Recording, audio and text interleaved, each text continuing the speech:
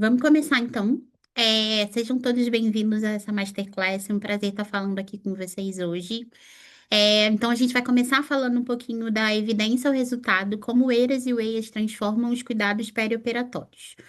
Então, eu quero começar falando um pouquinho de uma forma um pouquinho diferente, né? Eu quero começar com uma pergunta, principalmente para quem é profissional de saúde, para quem é da saúde, ou já trabalhou na área de saúde, ainda trabalha na área da saúde, que pensa no último paciente, no último cliente que atendeu aí, que foi um paciente cirúrgico, pelo qual você foi responsável, se você for responsável diretamente ou até indiretamente, ou no último paciente que foi tratado pela sua equipe. E aí eu quero que a gente pense um pouquinho qual foi, se você sabe com certeza qual porcentagem do protocolo de cuidado realmente foi seguido. Não assim o que foi presumido, o que se esperava que tivesse sido feito, mas o que de fato foi feito e foi medido. Muita gente não tem essa noção, e eu, depois de 15 anos trabalhando na área da saúde, enfermeira que sou, e vou falar um pouquinho mais de mim também, trabalhando em diferentes países, eu já fiz essa mesma pergunta centenas de vezes, e a resposta quase sempre é: a gente acha que está fazendo bem alguma coisa, mas na verdade a gente não tem certeza absoluta do quão bem a gente está fazendo e do quanto bem a gente está cuidando do paciente. Então, normalmente, essa lacuna entre o cuidado que a gente acredita entregar e o cuidado que a gente realmente entrega é o que eu quero falar hoje com vocês nessa Masterclass. Hoje eu vou mostrar um pouquinho para vocês o que acontece quando a gente consegue fechar de fato essa lacuna. E aí, queria falar um pouquinho sobre mim. Eu sou enfermeira de formação, com mais de 15 anos de experiência em operações de saúde, fluxos clínicos, execução de projetos no Brasil e no exterior. E ao longo da minha trajetória, eu trabalhei em hospitais em diferentes sistemas, diferentes culturas, com diferentes níveis de recurso. E uma coisa sempre foi igual e sempre se tornou igual para mim nesse processo. Eu sei que as equipes cirúrgicas são muito talentosas. Eu sei que a equipe de enfermagem, a equipe clínica sempre trabalha muito. E o problema nunca foi a equipe, nunca foi as pessoas. O problema sempre era o sistema. Ou mais precisamente, a ausência de um sistema que pudesse de fato entregar alguma coisa que desse resultado. Quando eu entrei aqui na Incare, eu entrei porque eu encontrei algo que eu vinha procurando ao longo da minha trajetória como profissional de saúde há algum tempo.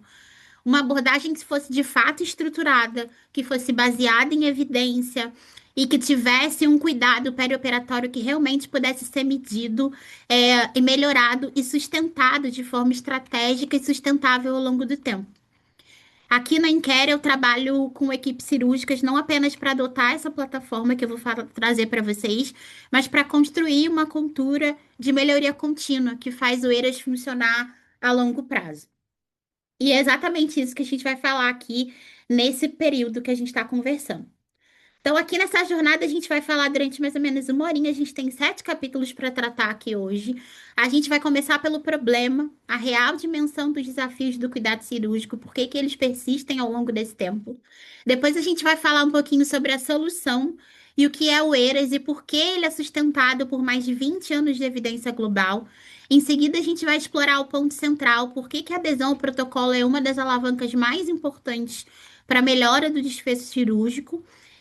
Depois eu vou mostrar para vocês um pouquinho a ferramenta, o que que ela é e como que ela pode ajudar nesse processo e por que que isso vai tornar o ERAS cada vez mais sustentável e mensurável.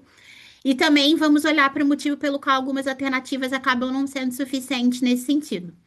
E depois vocês vão ter o prazer de ouvir alguém que viveu essa experiência de forma bastante intensa, que é o Dr. Manuel, do Hospital de Coimbra, em Portugal, que vai compartilhar a experiência real dele da implementação do protocolo.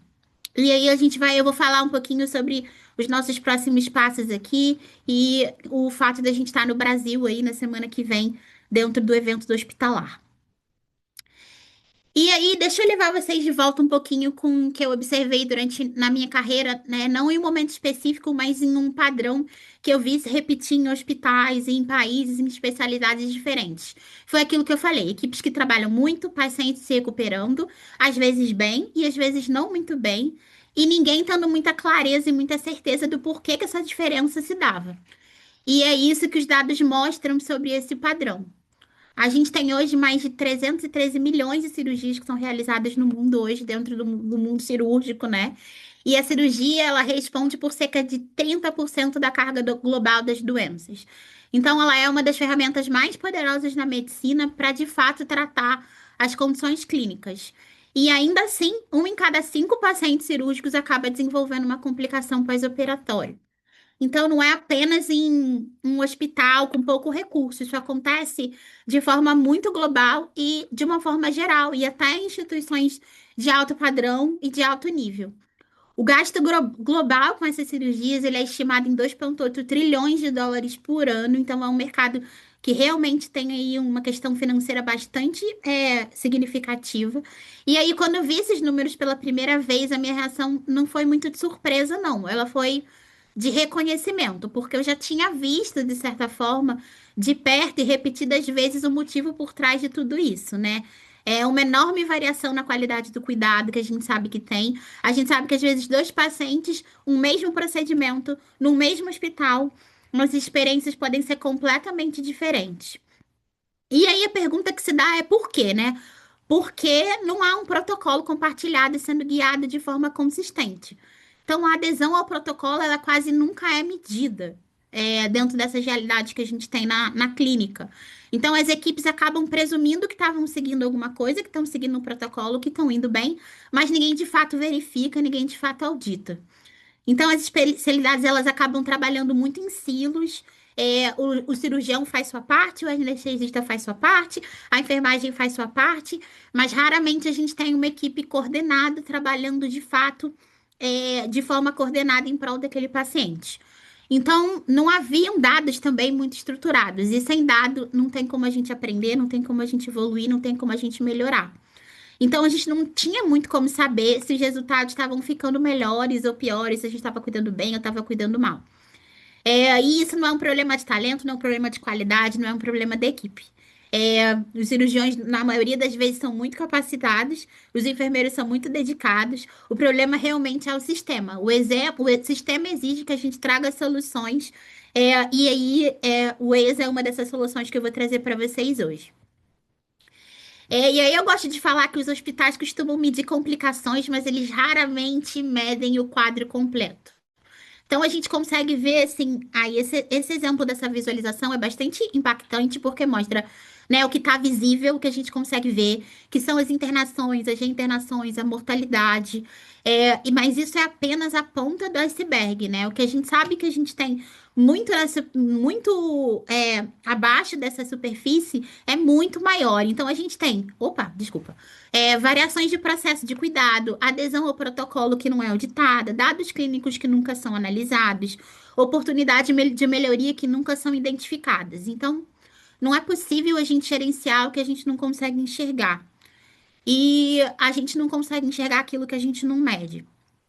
E por isso é tão importante a gente conseguir trazer à tona essa parte mais profunda do iceberg que trata essas outras questões. E aí eu quero trazer uma realidade um pouco que se conecta bastante com a América Latina, né? Porque a gente sabe que a gente tem pessoas de Portugal aqui, pessoas do Brasil. Mas eu quis trazer um pouquinho para perto dessa realidade de vocês, assim, porque eu sei que alguns podem estar pensando, o ERAS é um conceito europeu, né? Será que existe evidência, por exemplo, na América Latina que trata essa questão do ERAS? E sim, existe bastante. E é uma evidência recente, assim, bastante rigorosa. Esses dados que vêm sendo trazidos, assim, trazem um escopo que foi publicado no World Journal of Surgery em 2026, com 45 estudos cobrindo a implementação do ERAS só em hospitais na América Latina em 2006 e 2025. Então, a gente tem evidência, sim, e a gente tem uma evidência clara de que o ERAS funciona também em hospitais na América Latina. Em 36 dos 45 estudos, a gente pôde observar nos estudos que houve redução do tempo de internação. Em 8 dos 20 estudos, eles avaliaram complicações e houve redução estatisticamente significativa nessas complicações. Os resultados são consistentes, a gente tem benchmarks que são globais. E é uma parte que sempre chama atenção quando eu leio esse artigo, e é um artigo que eu gosto muito de ler pela especificidade que ele tem da América Latina, né? A maioria dos países da América Latina e do Caribe não tem nenhuma pesquisa publicada sobre o ERAS. Então, apenas 5 dos 45 estudos relatam algum dado econômico. E a gente também tem que o estudo LASUS mostra que as taxas de complicação na América Latina elas são semelhantes a países de alta renda. Países como o que eu vivo hoje na Suécia, países na Europa, enfim. Mas a mortalidade após essas complicações é o que tende a ser maior. Ou seja, a gente sabe que a evidência existe, o benefício clínico é comprovado, mas a gente tem ainda uma lacuna muito grande que é a estrutura para auditar e medir e sustentar essa prática de forma consistente. E aí sim a gente vê uma grande ausência dessa questão. E é exatamente nessa lacuna que o EIAS trabalha e que é construído para fechar. E eu lembro que a primeira vez que eu ouvi falar sobre o Eiras, porque eu também não conhecia, né, tão próximo depois que eu comecei a trabalhar na Incare, eu pensei muito, nossa, é realmente isso que faltava dentro de tudo que eu já vivi, tudo que eu já vi. Não era um checklist, não era um manual de diretriz acumulando assim, né, uma poeira na prateleira dos hospitais, que a gente às vezes costuma ver. Era algo realmente diferente. E aí eu quero falar para vocês o que que é o ERAS, para quem não conhece, né? O ERAS, ele significa Enhanced Recovery After Surgery. Em português, a gente chama de recuperação aprimorada pós-cirurgia. Então, a definição a qual eu sempre volto, que eu gosto muito, é esse cuidado centrado no paciente, baseado em evidência antes, durante e depois da cirurgia.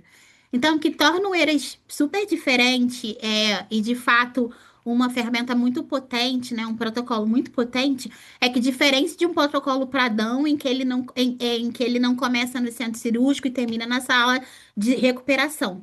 Ele é um protocolo que acompanha essa jornada clínica completa, desde a pré-admissão até o acompanhamento pós-operatório. Então, cada fase desse processo, cada equipe, cada ponto cirúrgico de contato dentro dessa jornada, ele é medido e ele é acompanhado. Então, a gente tem três princípios que orientam essa abordagem, que são muito importantes dentro do ERAS, tá? Um é a equipe multidisciplinar. Então, assim, não é um protocolo só do cirurgião, não é um protocolo só do anestesista, não é um protocolo só da enfermagem, é um protocolo que pertence a toda a equipe, de todo mundo que está envolvido. E isso inclui também nutricionista, fisioterapeuta, qualquer um que esteja dentro dessa jornada cirúrgica, que vão estar trabalhando a partir de uma mesma estrutura compartilhada. Então, aqueles silos que eu mencionei lá no início, o ERAS foi feito exatamente para romper esses silos e para que todo mundo trabalhe de forma coordenada. Um outro ponto que é super importante é a orientação por dado. Então, assim, o ERAS ele é mensurável. Ele não, ele é possível de ser, não é possível melhorar aquilo que a gente não mede. E eu aprendi isso de uma forma muito difícil, vendo as equipes repetirem os mesmos padrões ano após ano, sem conseguir ter esse ciclo de feedback. Então, a orientação baseada em dado, a auditoria baseada em dado é muito importante. E baseada em evidência. Então, essas diretrizes elas foram construídas com base em mais de 20 anos de pesquisas, revisadas por pares, e atualizadas. Então, os protocolos cirúrgicos do ERAS, eles são atualizados regularmente. Então, a gente não está falando aqui de uma opinião, a gente está falando de ciência de verdade. E o que diferencia o ERAS de um protocolo interno bem intencionado é essa questão da estrutura da mensuração e de uma comunidade científica global por trás de cada recomendação. E uma coisa também que eu aprendi, né, quando eu entrei aqui na Incare, foi entender essa questão da sociedade ERAS e o quanto que isso é importante para trazer confiabilidade e estrutura científica para o trabalho. Então, para quem não conhece a ERAS Society, a Sociedade ERAS, ela é uma organização médica internacional sem fins lucrativos, ela é reconhecida como a principal autoridade mundial em cuidado perioperatório. Então, ela publica e atualiza as diretrizes ERAS. Então, ela fornece essa parte científica de pesquisa clínica, ela conduz pesquisa cirúrgica global. Em 2023, ela chegou até a ser proposta com uma colaboração com o Surgical Safety Checklist e a lista de verificação cirúrgica da OMS. Então, ela é realmente uma sociedade bastante potente. Já a Incare, ela foi fundada em 2009 em parceria com o ERAS. Então, nós que detemos a licença mundial dos protocolos e as marcas registradas do ERAS hoje.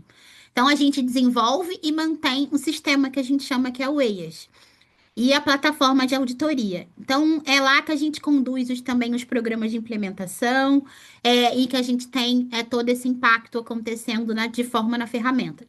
Então, a forma como eu costumo descrever essa relação é que o Euro Society, ele detém a ciência e a Enquer transforma a ciência em prática operacional. É uma parceria muito transparente, mutuamente benéfica, e para mim, como profissional da área clínica, saber que tem ciência por trás do que a gente está fazendo torna tudo muito mais importante, muito mais confiável. E aí, eu queria trazer para vocês também que o ERAS ele oferece resultados mensuráveis e comprovados. Então, isso que eu estou mostrando para vocês, eles não são números de um único estudo, eles são achados que foram replicados em milhares de pacientes em múltiplas especialidades no mundo todo. Então, a gente tem 50% de redução em complicações cirúrgicas, a gente tem redução de 50% no tempo de internação mais curtas e recuperações mais rápidas. A gente tem um aumento de 40% na sobrevida em 5 anos em pacientes com câncer de colo retal. A gente tem redução de 40% no custo por paciente, então a gente pode ter uma economia de até 40% para cada episódio cirúrgico. E a gente tem redução de 50% no número de opioides e no consumo de opioides durante o consumo no pós-operatório. E com isso tudo, a gente também tem satisfação da equipe, uma redução de carga de trabalho da enfermagem e até uma melhoria nos resultados para a equipe. Então, os resultados, obviamente, eles variam conforme a especialidade e o desempenho inicial, mas a gente percebe que, de fato, a gente tem sim como quantificar todas essas melhorias e esses resultados. E aí eu quero também falar um pouquinho sobre a questão. A gente tá falando bastante sobre a questão clínica, porque a gente tem bastante clínica por trás disso, mas a gente também tem muito retorno de investimento. E eu trouxe aqui alguns exemplos para vocês, principalmente para quem é gestor dentro dessa área e precisa enxergar os números dentro dessa realidade. Então, eu trouxe alguns exemplos de cirurgia coloretal, onde a gente tem redução de 30 a 40% no tempo de internação, 50% a menos de complicação e um aumento de 42% de sobrevida em até 5 anos com paciente com câncer. O que a gente também percebe que tem uma melhoria aí financeira muito importante, que é uma economia de quase US$ 6.000 por paciente. Então, para um hospital que realiza em torno de 200 cirurgias coloretais por ano, isso representa quase US$ 1 milhão por ano. A gente também tem exemplos aí envolvendo artroplastias de quadril, que podem economizar em torno de 1.100 a US$ 3.000 por paciente. E a gente também tem exemplos dentro da parte de cardiologia, onde a gente também consegue economizar em torno de quase US$ 2.000 por paciente. Então, para quem é da área clínica, quem é profissional clínico, a gente sabe que esses resultados, eles são muito importantes clinicamente para os pacientes, mas para quem é gestor, esse é um case de negócio, né? O ERAS, ele é ao mesmo tempo uma decisão clínica importante, mas ela também traz um aspecto estratégico e econômico, e a gente tem número aqui que sustenta esses dois aspectos. E uma frase que a gente gosta de falar muito aqui na Encare, né, é a importância da gente trazer a questão de que não se pode escolher a conveniência na medicina baseada em evidência. Então, um protocolo que é aplicado 50%, gente, ele vai entregar só 50% do benefício. Quando a gente está falando de protocolo, a gente não está falando de uma adesão opcional. A gente está falando de um programa. Então, essa frase resume tudo que vem a seguir, né? Se o ERAS funciona, e a gente já sabe que funciona, é porque ele passa a ser que ele está sendo implementado consistentemente, e ele precisa estar sendo implementado consistentemente para que os resultados venham.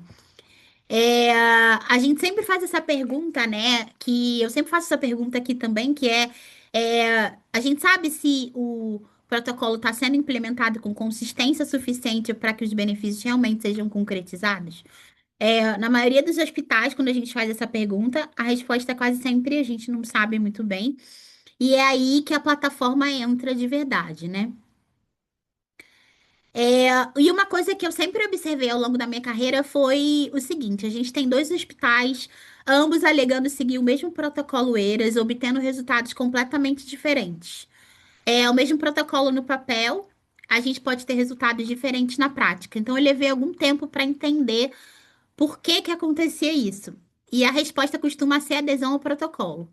Então, antes de eu mostrar um pouquinho dos dados, eu queria saber um pouquinho da opinião de vocês. Então, a gente vai fazer um pool agora. E aí eu quero que vocês respondam aí, por favor, qual é o maior desafio em relação à qualidade cirúrgica na instituição de vocês?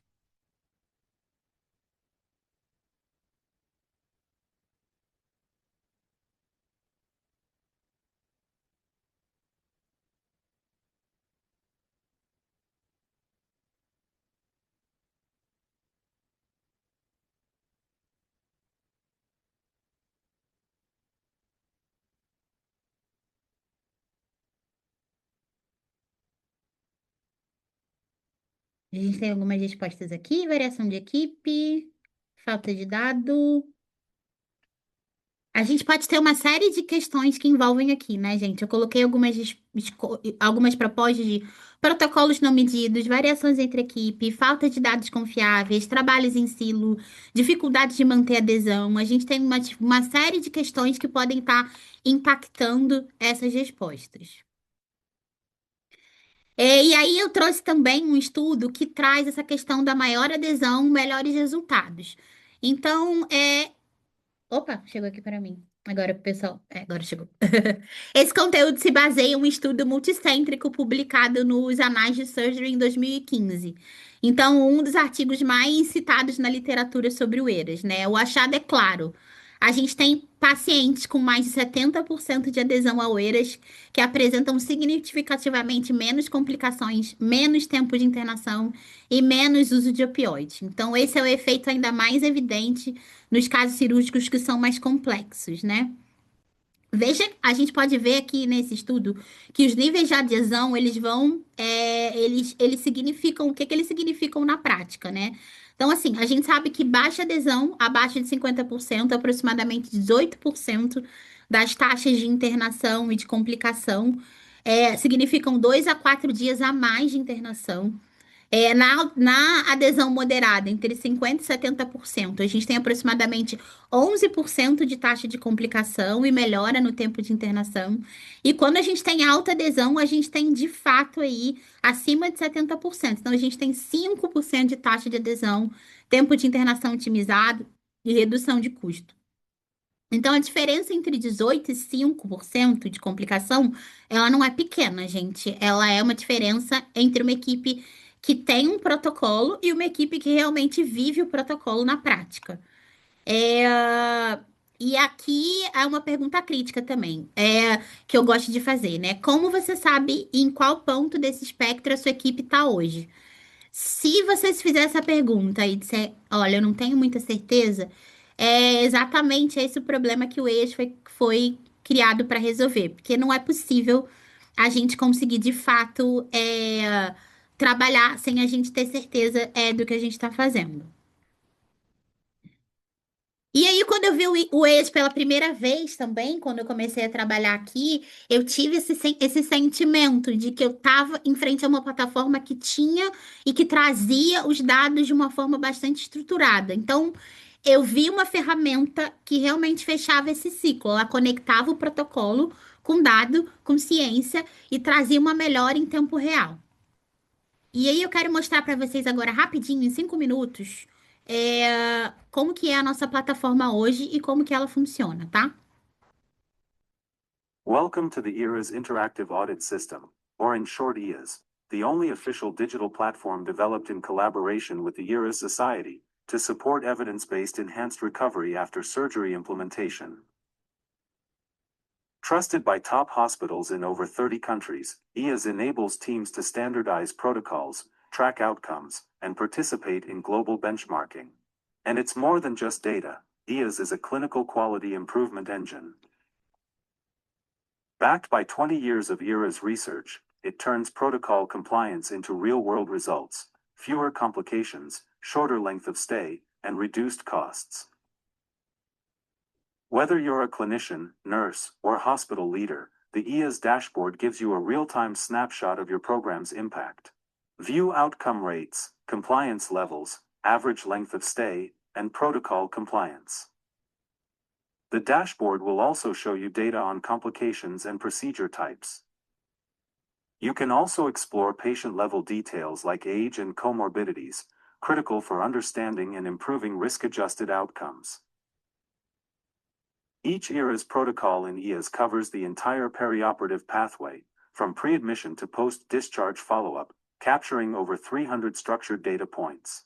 This detailed view reduces variation, supports consistent practice, and ensures every patient benefits from the best evidence available. Every data element is defined in partnership with the ERA Society, ensuring scientific integrity and compatibility with official ERA's qualification. With EAS, you can evaluate impact, for example comparing ERA's versus non-ERA's cohorts as shown in this example. Any of the data points collected can be used to filter on. Benchmark internally across teams or externally with leading hospitals worldwide, part of the only global ERA's benchmarking program. This supports continuous learning and helps your hospital demonstrate the value of high compliance to ERAs, through fewer complications, shorter stays, and lower costs. Higher compliance to ERA's protocols consistently leads to better outcomes, and EAS makes it easy to measure and improve. The radar chart visualizes compliance by care phase, helping teams identify gaps and prioritize improvements. Drill into key elements like early mobilization, and turn insights into targeted actions that improve surgical recovery. You can't improve what you don't measure. From onboarding to clinical guidance, your team is supported every step of the way. Compliance levels can easily be analyzed and missing data can be identified. EAS will allow you to make each compliance item a standard of care by analyzing trends. EAS is created to be used by the multidisciplinary team, and thus it contains relevant dashboards for each member of the team. The anesthesia dashboard shows graphs on nausea, pain, and opioid use. Data related to fluid management is presented here as well.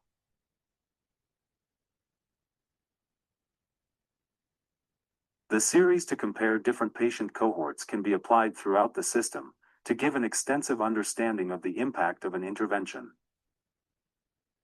The recovery dashboard, designed for allied health professionals, will present relevant data on energy intake, gut function, and time to ADL.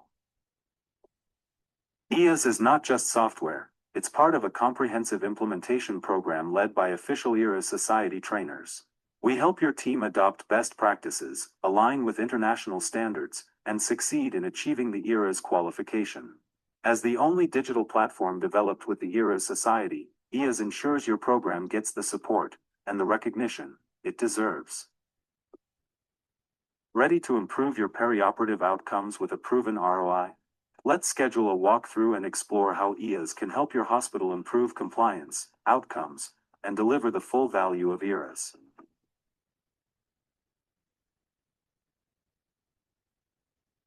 Welcome to Bom, vocês conseguiram ter um pouquinho da noção do que é o nosso protocolo. Aí vocês conseguiram ter um vídeo da nossa plataforma em inglês, mas eu já tenho a alegria de poder dizer que a gente agora já tem a plataforma em português também. Então a gente consegue ter toda essa visão também em português e não só em inglês, né? E o Waze, o que que ele é e o que o diferencia, né? Mais do que o registro, a plataforma ela é estruturada, é uma plataforma estruturada de auditoria e de melhoria contínua. Então, ela é construída com base na ciência do ERAS mesmo. Então, ela é uma ferramenta que capacita a questão de melhores práticas, então ela vai garantir que essa equipe trabalhe em plena conformidade com os protocolos, e eles que são os mais recentes e mais atualizados. Então, a gente está falando de medicina aqui baseada em evidência, melhores práticas. Ele é um motor de implementação, então ele ajuda as equipes hospitalares a implementar o ERAS e sustentá-lo ao longo do tempo, ou seja, tornar essas melhorias, essas escaláveis e sustentáveis. A gente tem um registro interativo de qualidade, então a gente tem dashboards que são acompanhados em tempo real para agir com base nos dados de forma imediata e não apenas numa próxima revisão anual ou num relatório mais estático que não permite que a gente consiga fazer essas alterações de forma mais dinâmica. E ela também pode ser uma plataforma de pesquisa, então ela foi desenvolvida para auditoria, para estudo clínico, para prospectivos randomizados e para uma colaboração de estudos multicêntricos também. Então, ela também tem esse papel, tá? E o que diferencia o EIA de qualquer outra solução no mercado se resume a alguns pontos que a gente acha que são inegociáveis dentro da nossa plataforma, né? Então, assim, além da gente ser a única solução validada pelo ERA Society, a gente tem dashboards aí que são pré-configurados em tempo real, sem a necessidade de configuração complexa, sem espera. A gente consegue, com a nossa plataforma, fazer um benchmarking global. Então, a gente tem mais de 260 equipes hospitalares em mais de 30 países. Então, você não apenas sabe como você está performando, você sabe como está performando em comparação a todo mundo, né? A todos os outros hospitais que também praticam o protocolo. A gente tem processo e desfecho em uma única visão, então a gente tem uma adesão ao protocolo e os resultados clínicos analisados de forma conjunta, não em sistemas separados. E o fato da gente manter tudo sempre atualizado. Faz com que isso também seja bastante importante. Então, a gente está sempre atualizado com os guidelines, sempre atualizado com os protocolos. A gente também fornece um suporte completo à implementação, então a gente faz onboarding, a gente faz treinamento, a gente tem uma documentação especializada, então você não vai se sentir sozinho ao longo do caminho, e a gente tem tudo pronto para que você que também está interessado em pesquisa consiga fazer estudos.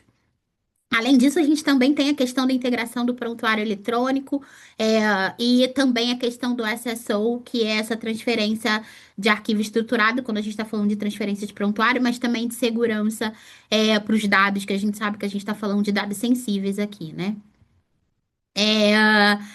É, uma coisa que eu considero bastante importante no eixo, que eu falei um pouquinho já, é sobre essa possibilidade da gente fazer essa comparação em todos os níveis, desde a sua própria equipe até o mundo. Então, a gente consegue fazer uma comparação com o próprio protocolo, uma comparação dentro do seu hospital, como é que os departamentos estão trabalhando, de que forma eles estão trabalhando, onde as equipes podem aprender umas com as outras.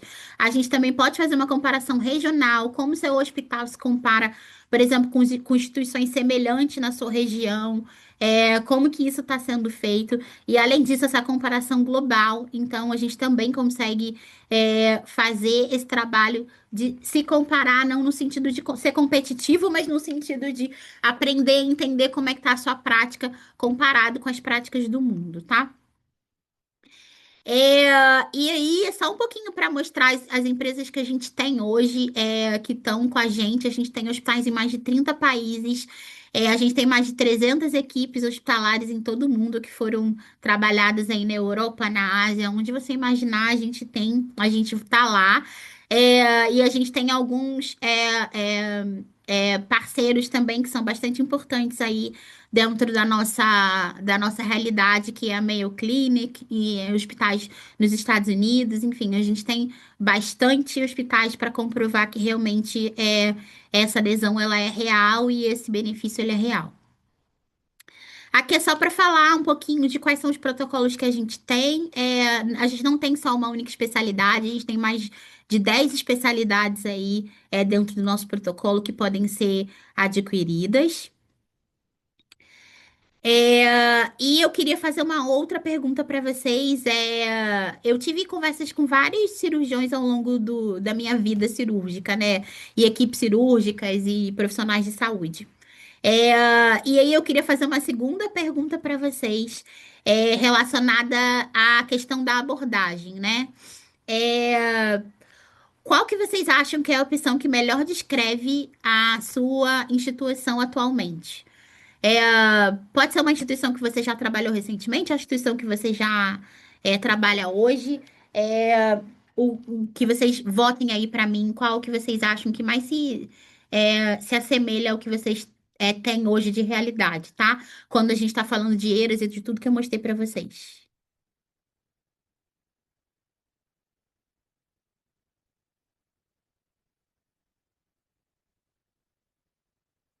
A gente tem a grande maioria das pessoas dizendo que não conhece o Eiras, que bom que agora vocês estão conhecendo. A gente tem algumas pessoas dizendo que aplicam o Eiras, mas não tem uma auditoria estruturada, o que também o Eiras consegue ajudar nisso, né?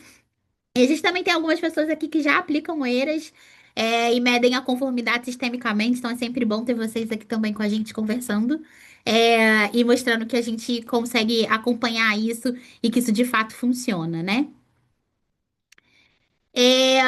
E aí a gente tem muita gente dizendo que já faz o Eiras, a gente já utiliza o Eiras, e é difícil a gente manter o Eiras sem um acompanhamento estruturado, tá? Muitas das vezes a gente consegue aplicar, mas a gente não consegue sustentar.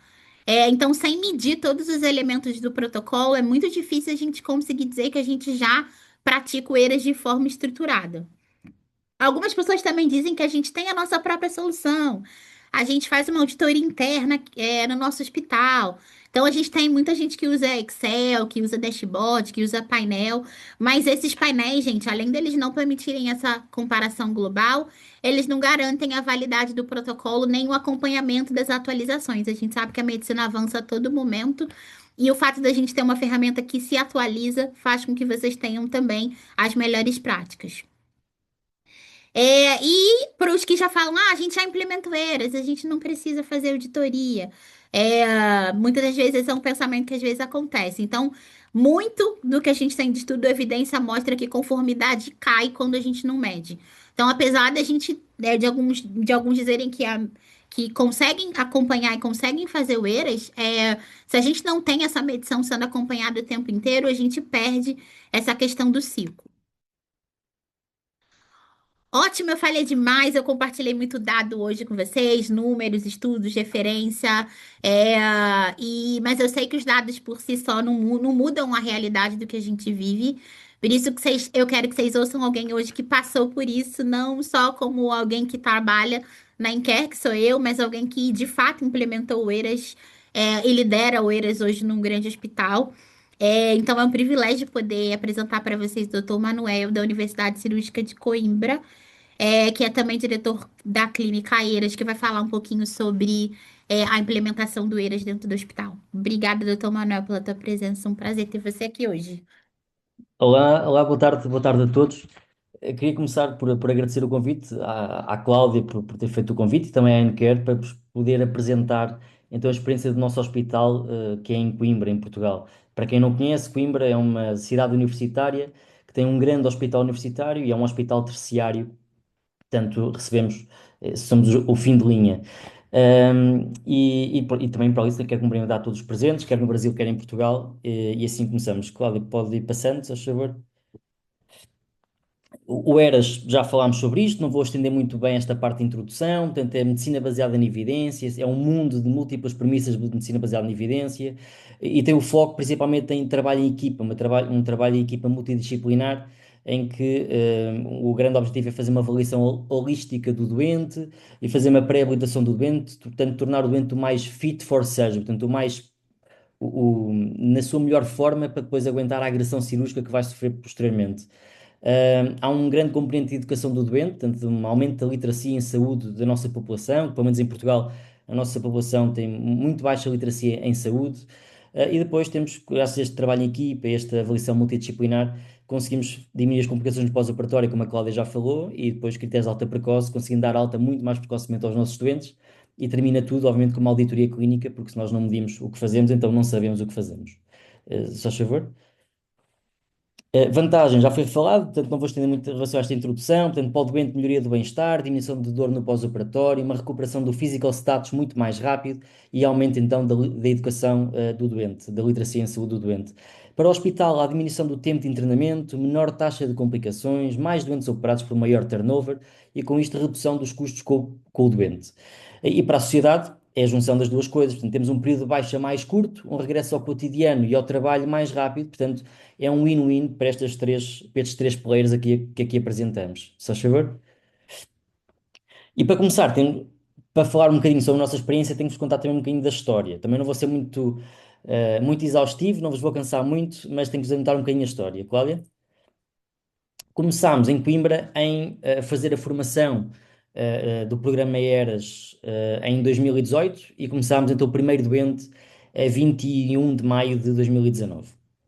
E começámos então com a cirurgia geral e começámos com o protocolo da coloretal. Foi por aí que nós começámos. Também, historicamente, o ERAS começou com a cirurgia coloretal, toda esta medicina baseada em evidência foi atrás dos doentes da cirurgia coloretal e foi por aí que também que o nosso hospital começou. Cláudia? Mas isto é muito giro, mas tivemos muitas complicações e dificuldades em conseguir implementar este programa, inovador e pioneiro no nosso hospital, na altura, e houve bastante dificuldades nesta implementação. Mas também, aparecendo as dificuldades à nossa frente, também fomos arranjando algumas soluções para isso. E para isso, eu dividi as dificuldades em quatro grandes tópicos, Cláudia, que foi a mudança de mentalidade, a formação de profissionais de saúde, recursos humanos e circuito do doente. Começando então pela mudança de mentalidade, Cláudia, tivemos que mudar a mentalidade, quer do profissional de saúde, quer do doente. E o profissional de saúde também teve que mudar a sua própria mentalidade. Porque, e este profissional de saúde, não refiro apenas a cirurgiões, mas também a anestesistas e todos os profissionais que trabalham com o doente, não médicos também, mas falando principalmente do cirurgião, que eu também sou cirurgião, o cirurgião é um animal de hábitos. E qualquer que seja um programa novo e diferente, há sempre muito ceticismo em relação à novidade. Isto é válido para o cirurgião, como é válido para qualquer coisa na nossa vida. Qualquer coisa que seja nova, nós a primeira reação é não ir atrás de e tentar perceber quais é que são os riscos e benefícios disto. E, portanto, nós tivemos este problema quando nós começámos com o ERAS, é alterar a mentalidade de todos os profissionais de saúde que nós tínhamos no nosso hospital. E perceber se traz benefícios, traz vantagens, Cláudio, outra vez. Um, Cláudia? E depois houve esta frase tirei no meu primeiro dia de faculdade de medicina, em que o diretor da faculdade veio-nos dar as boas-vindas numa sessão de abertura e disse-me logo uma coisa que metade do que eu aprender nos próximos 6 anos de faculdade, quando eu acabar a faculdade, metade do que eu aprendi já não é bem verdade, porque a evidência em medicina foi evoluindo e foi progredindo. Portanto, há coisas que nós aprendemos durante a faculdade, que depois, com o evoluir dos anos, acabou por não ser verdade. E a verdade é que o Eras é o paradigma disto mesmo. Cláudia? Nós começámos com o Eras mostrou-nos que não há necessidade de fazer um jejum pré-operatório tão extenso, como é o normal das 6 horas antes da cirurgia, que ninguém pode comer nem beber nada. E o Eras mostrou, e há evidência para tal, que bastam 2 horas em jejum. E até às 2 horas podem beber um líquido claro, ou líquidos claros. É a mesma coisa com a introdução da dieta. Nós atualmente, com os nossos doentes do programa, nós conseguimos introduzir a dieta no próprio dia, e estou a falar de cirurgia coloretal, no próprio dia da cirurgia à noite ou pelo menos 4 horas após a cirurgia, em que começa a beber uma água ou um chá, que era uma coisa completamente impensável quando eu era interno ou residente para o Brasil, em que isto era impensável. Nós começámos a dar dieta, comida ou bebida aos nossos doentes no próprio dia da cirurgia. E não me estou a referir a cirurgias minor, estou-me a referir a cirurgias major, coloretal. E, portanto, isso é uma coisa completamente impensável. É a mesma coisa com a remoção precoce da sonda vesical e os critérios de alta precoce. Nós atualmente damos alta aos nossos doentes ao terceiro ou quarto dia de pós-operatório, quando tudo corre bem e o nosso senso clínico nos permite para tal.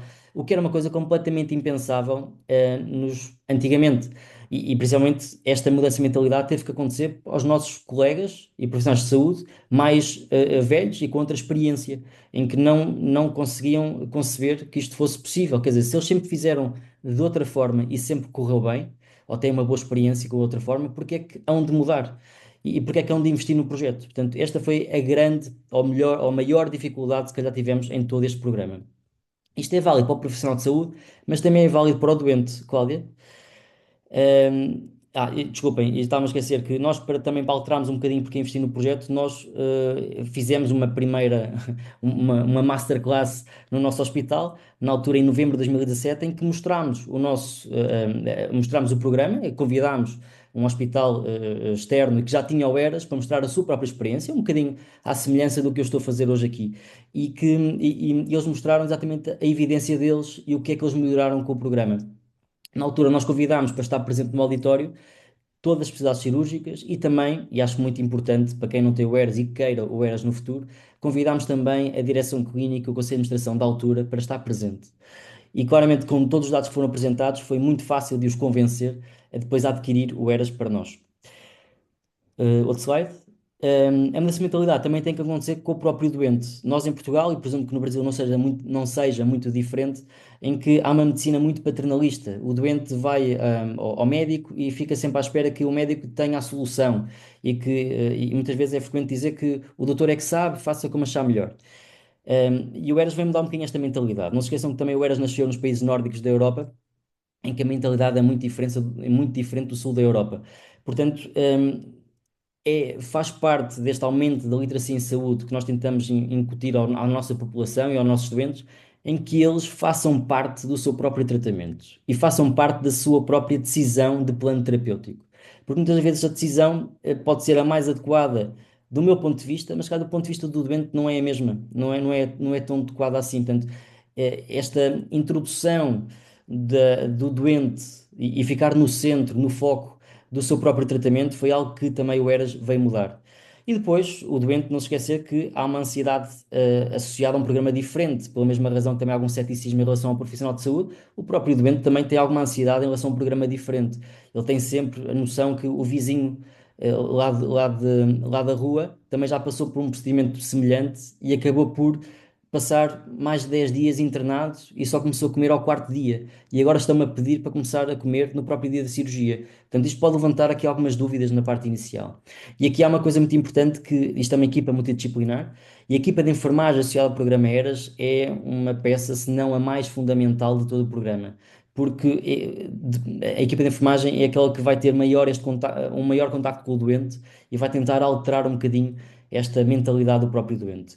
Não é só por isso que é fundamental a equipa de enfermagem, mas também por outras razões que vamos falando mais à frente, mas também é muito importante. Slide.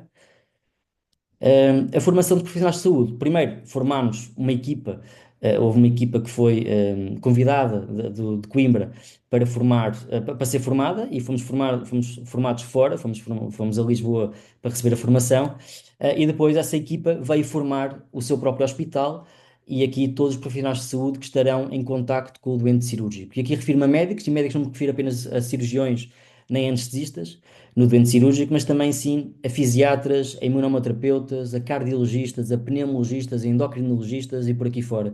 Porque o doente cirúrgico não tem apenas uma patologia cirúrgica pela qual vai ser operada.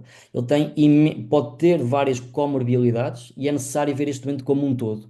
E assim também foi necessário formar e mostrar este programa a todos os profissionais, a todos os médicos que trabalham com o doente, para todos eles terem noção do que é suposto acontecer a partir de agora. A mesma coisa é válida para os enfermeiros. Não basta formar os enfermeiros da enfermaria da cirurgia.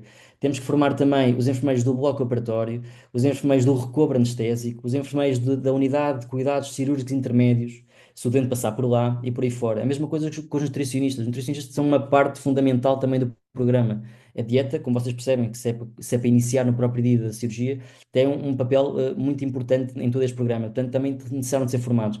É a mesma coisa com o serviço social e todos os outros profissionais de saúde que nos podemos lembrar. Certo?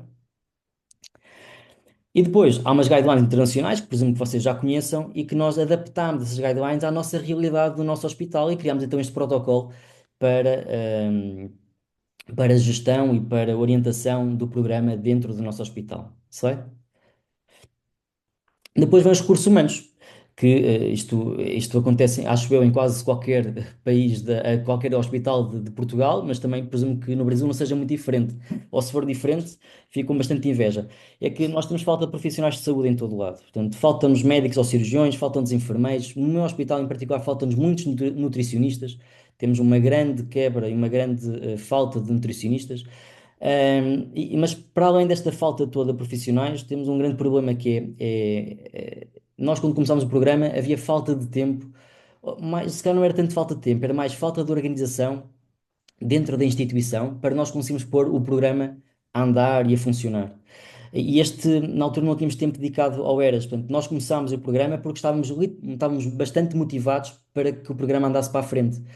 Mas se não fosse a motivação, claramente que o programa nunca conseguiria avançar. E depois, à medida que o programa foi avançando, começámos a levantar algumas questões à instituição e a nós próprios, nós precisamos de tempo dedicado para o programa avançar e continuar e manter-se em bom caminho, é preciso haver tempo dedicado a. E como é que vamos conciliar isso com a atividade essencial? De todas as classes profissionais que aqui tenho, a mais fácil de se conseguir tempo dedicado foi com a equipa de enfermagem. A nossa direção de enfermagem foi muito percebeu realmente a importância do programa e então as nossas enfermeiras dedicadas ao programa têm tempo dedicado do seu horário semanal, metade ou mais de metade do seu horário está dedicado apenas ao programa. Auditoria, consulta externa de ERAs, contacto dos doentes, visita à enfermaria e por aí.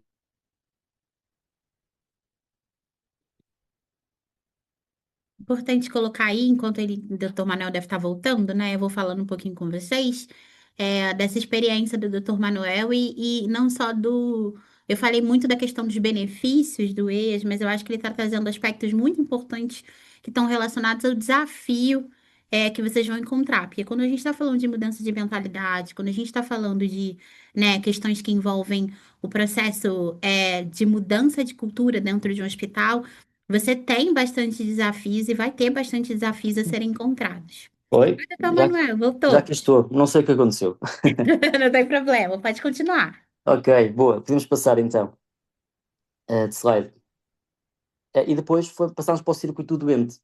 E aqui o circuito do doente, nós apresentamos o circuito que nós definimos para o nosso hospital, que começa com a consulta de cirurgião, ou então com a reunião de decisão terapêutica, em que, pode passar para o próximo slide, onde se faz a avaliação do doente, onde se define o plano terapêutico, e depois do plano terapêutico definido, vamos então para a consulta ERAS. Esta consulta ERAS é uma consulta multidisciplinar, em que o intuito é fazer a otimização do doente e também fazer a pré-habilitação do doente e tentar perceber exatamente qual é que é a melhor forma de gerir o doente. Pode passar slide? A consulteiras, como falámos, é uma consulta multidisciplinar e que são 6 gabinetes de consulta numa manhã, em que o doente passa por todos os gabinetes de consulta. Começa com uma consulta de anestesia, onde é feita a avaliação anestésica, depois uma consulta de enfermagem, onde é explicado o programa, o que é suposto obtermos com o doente, ou melhor, o que é que nós esperamos do doente para, durante o programa e perceber que ele é parte ativa da sua própria recuperação. Depois um assistente social para perceber exatamente se há condições em casa, pós-alta hospitalar, para receber o doente e se não houver essas condições pós-alta, tentamos orientar e assinalizar o doente para que depois haja algum apoio domiciliário. Esta avaliação é feita antes do doente entrar no hospital. A mesma coisa com a nutrição, a avaliação do risco nutricional, o fisiatra e o enfermeiro de reabilitação, que vai ensinar a fazer toda a cinesioterapia pré-operatória e também pós-operatória destes doentes. E depois também temos o colega de imunohemoterapia, que está de chamada e que, como a maioria dos nossos doentes de cirurgia coloretal tem patologia, tem anemia, por causa secundária à doença oncológica de base, muitos destes doentes fazem ferro endovenoso no próprio dia da consulta. Portanto, nós no dia da consulta ERAS, que é um dia inteiro, ou pelo menos uma manhã inteira e um bocadinho mais da tarde, é visto por 6 especialidades diferentes, é feito o ferro endovenoso no próprio dia, e assim nós conseguimos poupar também muitos dias e muitas vindas ao hospital neste pré-operatório ao doente. Portanto, tem esta vantagem. Que sai? Depois, no dia, este doente depois é visto em consulta, é feito um plano de otimização, irá para casa e depois, passado 2, 3 semanas, depende do doente oncológico ou não, acaba por ser agendada a sua cirurgia e depois é internado no hospital. Normalmente o internamento é feito no dia antes da cirurgia, no dia anterior à cirurgia, e aqui nós tentamos otimizar e tornar o mais eficiente todo o percurso do doente. E este percurso do doente acaba por haver um perfil de análise eras, em que nós, em vez de andarmos a clicar análise a análise, nós definimos o nosso perfil. E os doentes assim são, o médico que está a receber o doente só precisa de fazer poucos cliques para depois conseguir pedir as análises e os exames necessários quando o doente é internado. E a mesma coisa com a tabela terapêutica, em que falámos com o serviço de farmácia do nosso hospital e também com o serviço de nutrição por causa da dieta, e nós definimos tabelas pré-definidas para estes doentes. Conclusão, quando o doente entra, nós, sabendo a intervenção que ele vai a ser submetido no dia seguinte, nós escolhemos qual destas 3 tabelas será a mais adequada, duplo clique sobre a tabela e depois aparecem logo 21 linhas na tabela terapêutica, colocadas automaticamente sem eu ter que fazer nada. Não é só a poupança de tempo de colocar linha a linha na tabela terapêutica, é que esta tabela terapêutica é automática. O que eu quero dizer com isto é que, se correr tudo bem com a cirurgia e o meu senso clínico me disser que no pós-operatório está tudo a correr bem, então eu não tenho que fazer absolutamente nada. A tabela anda sozinha, portanto, ela suspende terapêutica endovenosa, ela inicia terapêutica oral, ela altera analgesia, porque foram as coisas que nós definimos, que era assim que era o ideal para o pós-operatório ideal do nosso doente. Obviamente, se o meu senso clínico a passar a visita no pós-operatório achar que as coisas não estão a correr bem, então o que se faz é altera-se a tabela e depois tem que ser manualmente eu a fazer isto. Mas se as coisas correm bem, eu nem sequer preciso olhar para a tabela uma única vez, desde que ele é internado até que tem alta, porque tudo corre assim. É a mesma coisa com a dieta. A dieta nós também já programamos, a dieta é feita no dia anterior à cirurgia e depois já está tudo de forma automática. Ele já sabe que no dia seguinte é o dia da cirurgia, portanto à noite já bebe chá, no dia seguinte já progride na dieta e depois no dia a seguir também progride na dieta e depois já está com dieta sólida já no terceiro dia de pós-operatório. Certo? Depois, em relação ao período intraoperatório, nós, e principalmente também graças ao ERAS, não só, mas também, nós aumentámos muito mais a nossa taxa de cirurgia minimamente invasiva, de laparoscopia. O que vocês veem aqui nesta tabela aqui em baixo é o benchmarking que a Cláudia já tinha falado, em que está referido em que nós fazemos benchmarking com outros 7 hospitais semelhantes ao nosso, com o nosso nível de diferenciação, normalmente são universitários também, terciários, e neste caso também são europeus. E nós podemos comparar, e como podem ver, por exemplo, o nosso hospital, que está amarelo, temos uma das taxas mais baixas de cirurgia aberta por laparotomia nestes doentes. Certo? Depois, no pós-operatório, estes doentes passam por um recobro anestésico ou então por uma unidade de intermédios e, para vocês não acharem que é ficção científica, eu tenho aqui uma foto de um dos primeiros doentes que nós fizemos, em que 4 horas após uma reseção anterior do reto, com incisão total do mesorreto, está sentada no recobro anestésico ainda, num cadeirão, a beber o seu chá. Portanto, isto acontece mesmo na prática. Depois também criámos critérios de alta precoce. O critério mais importante de tudo isto é o senso clínico. Se o meu senso clínico me disser que o dente está bem, ótimo. E, portanto, se clinicamente estiver bem, se estiver epirético, a dor está controlada ou sem nada, ou então com analgesia oral, e se tolera a dieta oral também, o trato intestinal está mantido, em doentes que têm estoma, e se já estiverem autónomos nos cuidados do estoma, nós assim podemos dar alta o mais precocemente possível. Nós aliamos estes critérios clínicos também a critérios analíticos. Slide em que nós associamos também critérios analíticos a isto. Portanto, no caso de cirurgia ao cólon, ao terceiro dia de pós-operatório, se cumprir com aqueles critérios clínicos de alta que apresentei anteriormente e com uma PCR inferior a 13, então este doente pode ter alta. Nós aliamos muito à proteína C reativa, à PCR, porque já foi provada que tem um valor preditivo negativo altíssimo, de mais superior a 96, 97%. O que é que isto significa? Se o valor estiver abaixo do cutoff, neste caso 13, ao terceiro dia pós-operatório, o que acontece é que temos uma grande certeza que este doente não vai complicar depois de ter alta hospitalar. E aqui estou a falar de complicações graves. A mesma coisa, se no terceiro dia houver a PCR ou por exemplo, Cláudia, só para trás, desculpe, se a PCR for superior dá para o slide anterior? Ok. Se a PCR for superior a 13, no mesmo terceiro dia pós-operatório, mas clinicamente ele parece bem, só tem um valor superior, então nós não fazemos nada e repetimos as análises no dia seguinte para perceber exatamente qual é o perfil ascendente ou descendente da PCR. Se houver uma suspeita clínica e com uma PCR superior a 13, suspeita clínica, o doente clinicamente não está bem, como distensão abdominal, íleas, vômitos, dor abdominal que não tinha e passou a ter, então aí vai direto e faz TAC logo no próprio dia para ter noção e tentar detectar precocemente as complicações. É a mesma coisa, nós fizemos o mesmo protocolo para o reto, mas tendo em conta que há uma maior disseção da escavação pélvica, então nós temos este protocolo para o quarto dia pós-operatório e não para o terceiro. Mas de resto é tudo igual em termos de algoritmo. Mais? Para estes são os nossos resultados do ERAS em Coimbra para a cirurgia coloretal e aqui nós temos o tempo de internamento pós-operatório dos nossos doentes. E até ao final de 2025, já apresento aqui à frente, mas foram quase 2.000 doentes que estão nesta base. E a nossa mediana de internamento pós-operatório é de 5 dias. Se pensarmos apenas em cirurgia do cólon, excluindo o reto, são 4, e se pensarmos apenas em cirurgia do reto, são 7 dias. Em comparação com a nossa auditoria que fizemos, slide, no pré-ERAS, antes de começarmos o ERAS no nosso hospital, nós temos em que a nossa mediana de internamento pós-operatório no cólon era de 7 dias e no reto era de 9. Portanto, nós só com o programa ERAS em funcionamento conseguimos fazer logo uma redução de 2, 3 dias de internamento. Basicamente este slide era o único que eu precisava de apresentar no Conselho de Administração para conseguir convencê-los que o programa era válido e que valia a pena continuar a apostar dele ano após ano. Certo? Mas isto é muito engraçado, está tudo a correr muito bem, mas a verdade é que todo o cirurgião tem sempre aquele medo que estes doentes possam complicar-se pós a alta hospitalar, já em casa, longe dos nossos olhos. Mesmo cumprindo com aqueles algoritmos todos, mesmo cumprindo com aquela PCR e aquele cutoff, havia sempre esse risco. E então, o que nós, para diminuir ainda mais esse risco, e nós também, os doentes e os médicos, conseguirem dormir descansados em casa e aumentar a segurança deste protocolo, o que nós fizemos foi criar uma reavaliação clínica à distância, certo? Desculpem, e o grande problema disto é porquê? Porque a nossa alta hospitalar nós queremos dar ao quarto dia.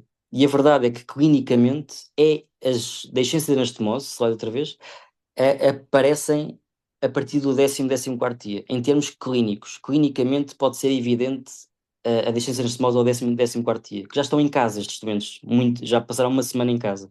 Portanto, havia o risco muito de estes doentes estarem a complicar longe dos nossos olhos. Isso era um grande problema para o cirurgião. Mesmo cumprindo com aquelas premissas todas e aqueles algoritmos de alta precoce que nós tínhamos. Mas clinicamente, e já agora um pequeno pormenor, é que clinicamente era evidente ao 10º dia, mas biologicamente, ou bioquimicamente, já podia ser evidente ao terceiro e quarto dia, daí que nós achamos que a PCR é um valor preditivo, com um valor preditivo negativo tão alto, era bastante importante. Mas de qualquer forma, podia haver este problema. Então criámos então a reavaliação clínica à distância. Slide. E outra vez.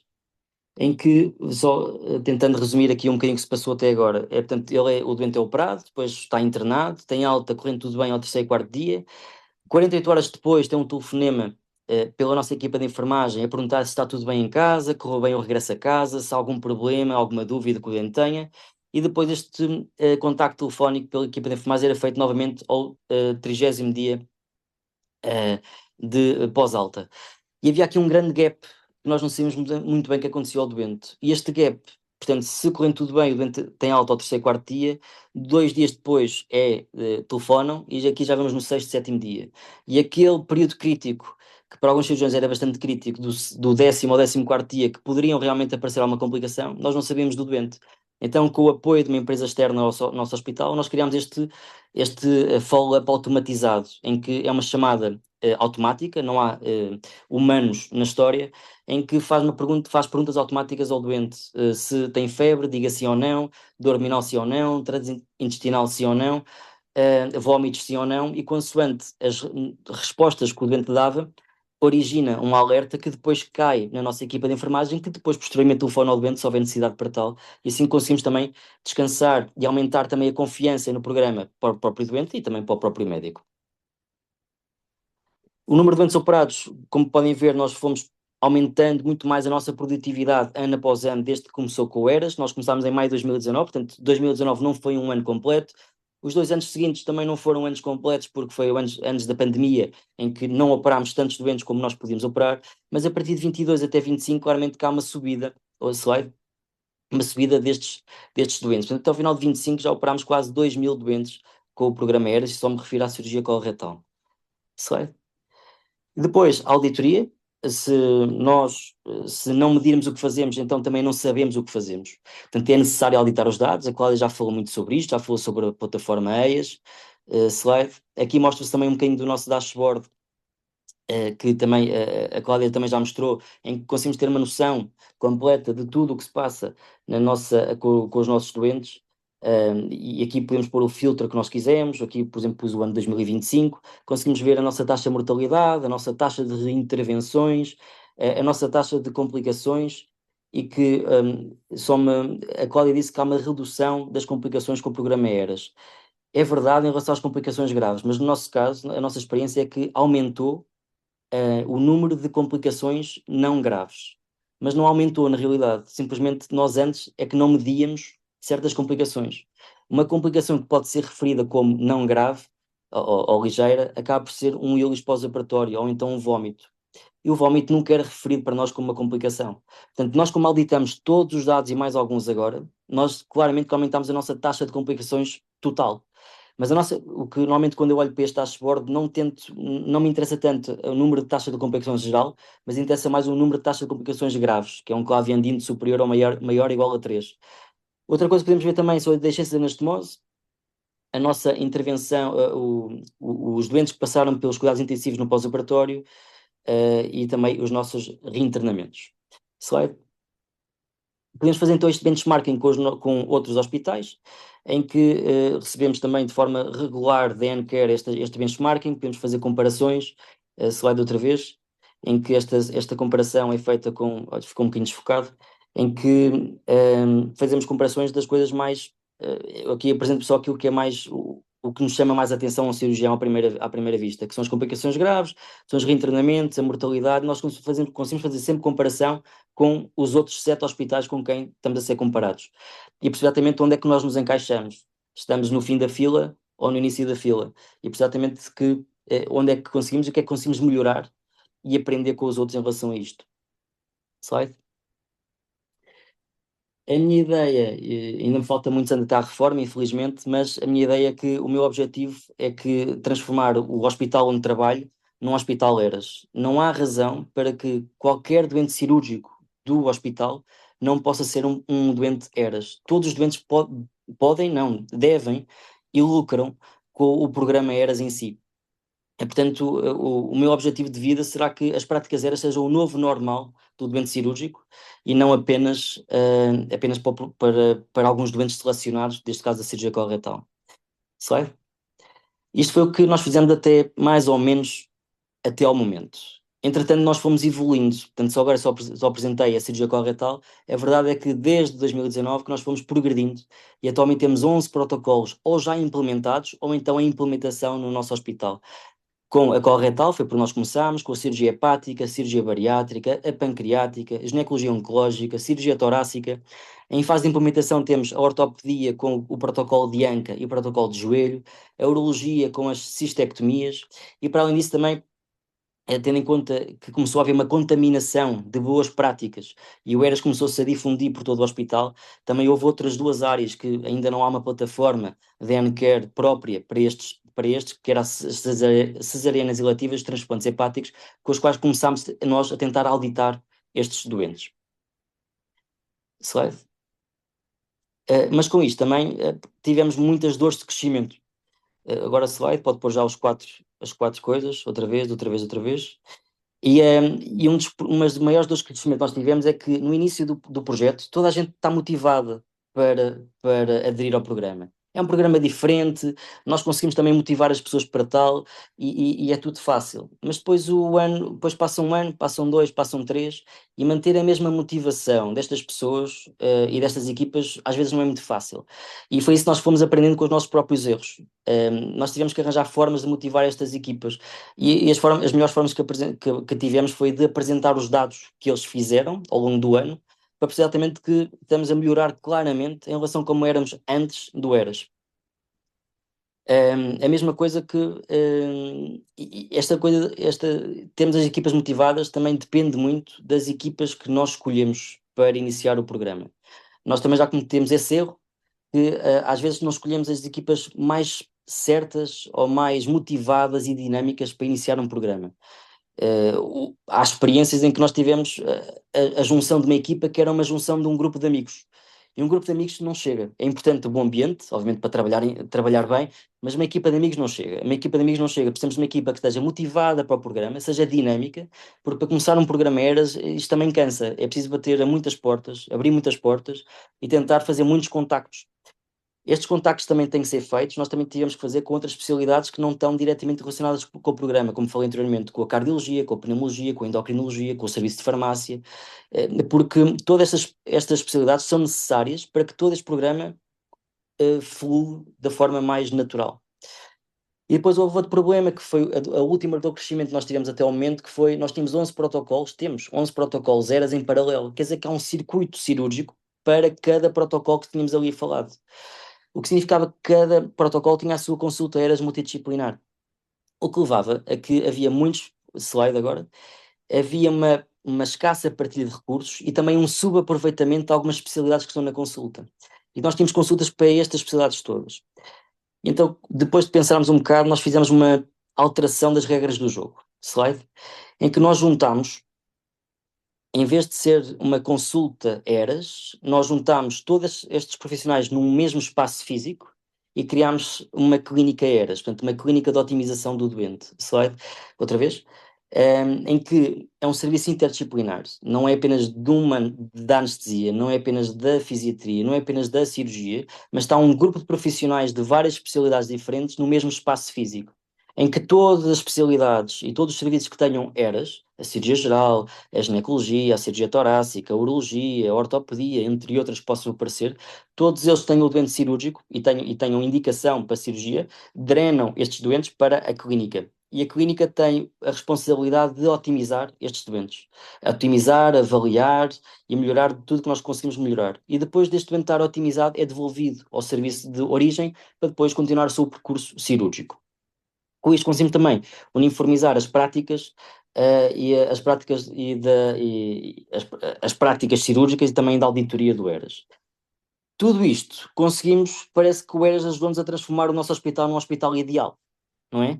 Parece o castelo encantado da Disney, em que nós conseguimos ter uma clínica ERAS, com um serviço interdisciplinar, fazer uma melhoria contínua do programa e da sua própria compliance. Com a clínica conseguimos transformar isto num centro de investigação e desenvolvimento do próprio programa, sermos developers até para a própria N-Care, um acordo que fizemos recentemente para também conseguir desenvolver algumas das plataformas e alguns programas que a própria N-Care tem, e também desenvolvimento também em termos de trabalhos científicos, e também fazer expansão para outras áreas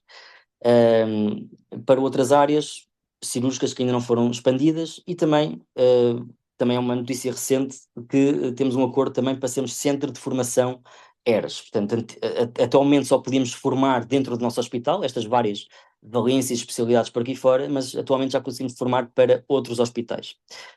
Slide. E, portanto, a expansão de outros programas, há intenção dentro do nosso hospital expandir para outras áreas cirúrgicas. A cirurgia esofágica provavelmente vai ser a próxima para onde nós nos vamos expandir. A periabdominal complexa, cirurgia da mama, cirurgia reconstrutiva, cirurgia cardíaca, neurocirurgia, transplantação renal, cirurgia vascular, cirurgia maxilofacial, laparotomia de urgência, também para o serviço de urgência. Mas isto não vale a pena, isto é um bocadinho utópico e sonhador, expandir para todas estas áreas ao mesmo tempo. Este é preciso fazer uma expansão planeada e organizada, porque senão não vamos conseguir implementar nada de forma adequada. Portanto, esta é a nossa ideia. Slide. Com isto, também temos, e atualmente já podemos, fazer então formar outros centros. Estes são os centros que atualmente existem em Portugal, que já estão formados, mas há muitos outros que estão interessados e que, por exemplo, também na plateia também estejam muitos que queiram ter o seu programa também no seu hospital, e portanto é só para dizer que nós atualmente temos uma equipa treinada e preparada para formar outras instituições. Slide. Já agora só um último slide que falta, que é este. Convido-vos todos, aos portugueses e também aos brasileiros, porque não, a virem em Portugal, em novembro deste ano, na Figueira da Foz, que é uma cidade aqui perto de Coimbra, e à beira-mar, que é sempre agradável, porque a equipa do Eras de Coimbra foi convidada pelo Congresso Nacional de Coloproctologia a fazer um curso pré-congresso, um curso pré-congresso em que está intitulado Eras Hands-On, como implementar com sucesso. A ideia é nós discutirmos e ultrapassar os pontos mais críticos de implementação do programa ERAS do vosso próprio hospital. Portanto, quem se quiser inscrever, nós vamos discutir ponto a ponto, hospital a hospital, como é que nós podemos alterar ou modificar ou ser mais fácil implementar. Isto não é apenas para hospitais que já tenham o ERAS, é para aqueles hospitais que querem ter o ERAS e, portanto, nós vamos aqui ensinar alguns truques de como é que podemos melhorar e ser mais fácil implementar o programa no futuro no vosso hospital. E acho que terminei, penso eu. Deixo-vos aqui com uma fotografia de Coimbra, e, portanto são todos convidados a vir a Coimbra ver. É uma cidade universitária, muito pitoresca, histórica, portanto acho que faz todo sentido. A Cláudia já cá esteve, concorda com isso, portanto Concordo, é verdade. acho que isso. Deixo aqui também os e-mails, se alguém quiser depois enviar algum e-mail diretamente, também estou disponível. Obrigado. Doutor Desculpem Manuel, este problema informático, que não percebi muito bem o que aconteceu. imagina, normal, acontece. Super É obrigada isso. pela sua experiência. Eu nunca me canso de escutar o que você tem para contar para a gente da implementação do ERAS. Realmente, o Hospital de Coimbra ele é uma referência, não só em Portugal, mas no mundo, de como implementar isso de forma, organizada, com expansão, com sustentabilidade. Eu também queria aproveitar e fazer um convite. A gente vai estar também no Congresso da Hospitalar, que é o maior congresso aí da América Latina, semana que vem, do 19 ao dia 22. Então, também, quem tiver interesse em conversar com a gente no Brasil para saber um pouquinho mais, e entender um pouquinho mais, descobrir um pouquinho mais como que o ERAS pode ser implantado no seu hospital, a gente também vai estar à disposição para conversar com vocês em São Paulo no dia 20, do 19 ao dia 22. E a partir do dia 25 eu vou estar no Rio, é, de férias para visitar a família, mas também vou estar disponível para poder conversar com vocês, para quem tiver interesse, estiver no Rio, para a gente trocar uma ideia para falar mais sobre o ERAS e sobre tudo isso. E aí eu queria abrir só para saber se vocês têm alguma dúvida, e falar que, eu estou muito feliz da gente estar aqui para conversar com vocês, para mostrar para vocês sobre o que que é, né, o ERAS e com a participação do Dr. Manuel aqui. Então vamos conversar. Se vocês tiverem algum interesse, se vocês tiverem alguma dúvida, a gente tem o nosso site da Enquer disponível e a gente também tem os nossos contatos meu e da representante de vendas também. E aí eu trouxe uma foto aqui também de uma reunião de implementação do ERAS que aconteceu lá em Singapura, onde o pessoal também está sentado treinando. Então a gente tem muitas histórias bonitas para contar, iguais a do Dr. Manuel, de implementações que foram bem-sucedidas e do impacto que a gente de verdade tem na vida dos pacientes e das pessoas dentro do protocolo. Queria agradecer a todo mundo que está aqui hoje. Dizer que pedir desculpa que a gente avançou um pouquinho no tempo, mas normal, né? E que a gente também volta a dizer que a gente está à disposição e vai ser um prazer conversar com vocês aí no Brasil semana que vem, ou em qualquer outro momento online que vocês tenham dúvida ou queiram conversar com a gente. Alguém tem alguma dúvida, gente? Alguém quer perguntar alguma coisa? Fiquem à vontade também para tirar dúvidas comigo, com o Dr. Manuel. Vocês podem perguntar, fiquem à vontade. Para perguntar no chat, perguntar ao vivo, fiquem à vontade. Acho que há 3 perguntas aqui no chat, Opa! Cláudio. Pode perguntar, Manel, pode dar uma lida. Você que eu não tô vendo o chat, mas se você puder me dizer, eu super agradeço. Para um hospital que ainda não mede a conformidade de forma estruturada, qual seria o primeiro passo mais realista para começar uma jornada ERAS sem sobrecarregar a equipa? Eu acho que um dos primeiros pontos é começar pequeno, assim como você mostrou aí, né? Vocês começaram com coloretal, foram avançando, foram expandindo. Então a gente não precisa medir tudo e fazer todos os protocolos tudo ao mesmo tempo. A forma mais realista é entender a situação atual, adaptar a realidade do hospital. Eu acho que você trouxe isso de uma forma muito legal, doutor Manuel, é trazer toda essa questão, né, de ir acompanhando as barreiras e ultrapassando as barreiras. E a partir daí criar um hábito de medir conformidade, que eu acho que isso é o mais importante. Não só para apontar falha, para achar culpado, mas para que a gente consiga perceber as oportunidades de melhoria. Ok. Depois, na experiência de Coimbra, qual foi o maior desafio no início da implementação do ERAS? Se foi mudar a mentalidade da equipa, organizar o circuito doente ou manter a adesão ao protocolo ao longo do tempo? Eu acho que todas foram uma dificuldade, mas se calhar é mais difícil. É mudar a mentalidade, acho que foi fácil porque houve uma abertura inicial da equipa da cirurgia coloretal em relação ao ERAS. Portanto, também foi a equipa de cirurgia coloretal que tentou que o ERAS avançasse.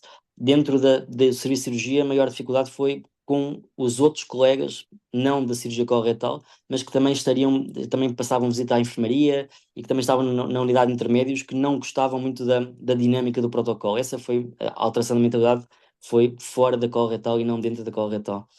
Em relação a organizar o circuito doente, foi só bater às portas certas e ser chato, incomodar algumas pessoas, de forma que eles percebessem a importância do programa. E acho que a dificuldade maior é mesmo manter a adesão do protocolo ao longo do tempo. É uma dificuldade que nós temos atualmente, é uma dificuldade que não sei, a Cláudia pode responder melhor, mas acho que todos os hospitais têm esta dificuldade de manter a compliance boa ao longo de todos os anos de programa, Com porque há, certeza. há, há anos que é um bocadinho mais difícil, há anos que são diferentes, muitas vezes a nossa equipa de médicos e enfermeiros também troca, quer da enfermaria, quer da própria unidade, e isso muitas vezes, às vezes as coisas estão a correr bem, porque as pessoas já estão rotinadas mas depois vêm pessoas novas e depois que alteram um bocadinho toda a dinâmica. Isso depois leva a que a compliance também deixa. Depois, o Dr. Eduardo, anestesista São Paulo, obrigado pela apresentação. Era só para agradecer, obrigado, Dr. Eduardo, por ter gostado. Depois, Catarina Antunes, boa tarde, estou particularmente interessado em perceber como são obtidos os dados. Isto é, a plataforma da N-Care é interoperável com sistemas como S-Clínico? Aqui a resposta eu posso responder aqui. Nós também temos S-Clínico em Coimbra, mas quando começámos o programa, por acaso, ainda não tínhamos S-Clínico, aquilo era tudo à mão. Conclusão, a nossa equipa de enfermagem, que é quem colhe os dados, o que criou foi perceber que dados é que eram necessários ser colhidos. E fez toda uma checklist de onde é que se colhe o dado da melhor forma. E, portanto, inicialmente esta auditoria da equipa de enfermagem era feita à mão. Eram 140 itens que eram colocados à mão. Atualmente a N-Care dá-nos a possibilidade de ter uma coisa diferente, que nós ainda não temos em Coimbra, mas estamos a negociar e a ver se realmente se é possível. Isto é válido para outros hospitais portugueses, que há possibilidade, e o próprio EIAS tem isso, que é o EIAS API, que é um software que importa diretamente os dados do S-Clinic, outra plataforma do vosso hospital, diretamente na nossa plataforma de auditoria do EIAS. E com isto conseguimos reduzir muitas horas de trabalho à equipa de enfermagem e também somos muito mais eficientes em todo o protocolo. Existe, mas nós ainda não usamos. Simplesmente as nossas enfermeiras já estão tão rotinadas que perdem cada vez menos tempo na colheita dos dados porque sabem exatamente onde ir procurá-los, em vez de andarem um bocadinho à procura e às voltas dentro do S-Clinic onde é que há de procurar, eles já sabem exatamente qual é o dado mais fidedigno para responder àquela pergunta e vão diretamente lá. Perfeito. Só adicionando aí, doutor Manuel, que você colocou, a gente tem essa experiência de Portugal, mas a gente já tem uma experiência de integração bem sucedida com a Mayo Clinic. Então, a gente tem outras experiências de integração. A gente sabe que o S-Clínico é o grande RP em Portugal e a gente também já está trabalhando junto com vocês e outros hospitais para a gente conseguir fazer isso, mas a gente, só para dizer que é possível e a gente consegue sim fazer a integração entre sistemas e trabalhar dessa forma. Ok. Ahm, estão a agradecer, estão a falar das apresentações que gostaram e depois qual é o tempo dedicado à equipa de enfermagem. As nossas enfermeiras, eu só posso falar por Coimbra, não tenho outra realidade. As nossas enfermeiras começaram por ter metade do seu horário dedicado ao ERAS, começaram por ser apenas duas enfermeiras, atualmente o serviço de cirurgia geral para responder a cirurgia coloretal, hepática, pancreática e bariátrica, temos atualmente 6 enfermeiras com meio horário dedicado ao programa. Com esta nova proposta que fizemos de iniciar a Clínica Eras, o que vai acontecer é que pelo menos há 2 enfermeiras que têm todo o horário dedicado à clínica, para dar apoio aos vários programas que passam pela clínica, das várias especialidades, e depois há um reforço da equipa de enfermagem dos vários serviços cirúrgicos, ortopedia, ginecologia, urologia, cirurgia geral também, em que há um reforço dessa equipa de enfermagem para também ajudar a manter o programa ERAS e com a melhor compliance possível. Isso. A gente tem alguns exemplos também no mundo, né, gente, de equipe dedicada, equipe parcialmente dedicada, equipe que trabalha na questão clínica e também trabalha no ERAS. A gente tem enfermeiras que são 100% dedicadas, que já se tornaram enfermeira-eiras em outras experiências no mundo. Então, varia muito. Então, é importante que a gente consiga. Por isso, o programa de implementação é tão interessante, porque a gente consegue avaliar as realidades, entender e adaptar à realidade de vocês. Mas a gente, ao longo do mundo, tem realidades diferentes em todos os momentos, desde dedicação exclusiva até dedicação parcial. Mais uma pergunta: e quantas nutricionistas estão dedicadas à clínica Eras? Nós não temos nenhuma nutricionista dedicada só exclusivamente à clínica. Como a clínica vai trabalhar de segunda a sexta-feira, o que está acordado com o serviço de nutrição é que há sempre uma nutricionista que estará destacada para a clínica Eras durante a manhã, em que faz a avaliação nutricional dos doentes em questão. Quem é que se escolheu para. Não há ninguém dedicado só à clínica, o que vai acontecer é que a nutricionista, por exemplo, da ortopedia, que costuma ir ao serviço de ortopedia, é quem vai estar disponível no dia da consulta de ortopedia. É a mesma coisa para a ginecologia, é a mesma coisa para a cirurgia bariátrica e por aí fora. Portanto, escolheu-se a nutricionista que normalmente já está, já acompanha estes doentes no pós-operatório e na enfermaria. Acho que é isso de pergunta, gente. Mais uma vez, obrigada. Obrigada por terem ficado aqui até um pouco mais depois da hora. Foi excelente poder passar esse tempo com vocês e fiquem à vontade para conversar com a gente e mandar mais perguntas se vocês tiverem mais dúvidas. A gente vai estar aberto e disponível para atender vocês. Mais uma vez, muito obrigada e tenham uma ótima tarde para vocês. Obrigado, obrigado a todos. Tchau, Obrigado, tchau. Cláudio. De nada.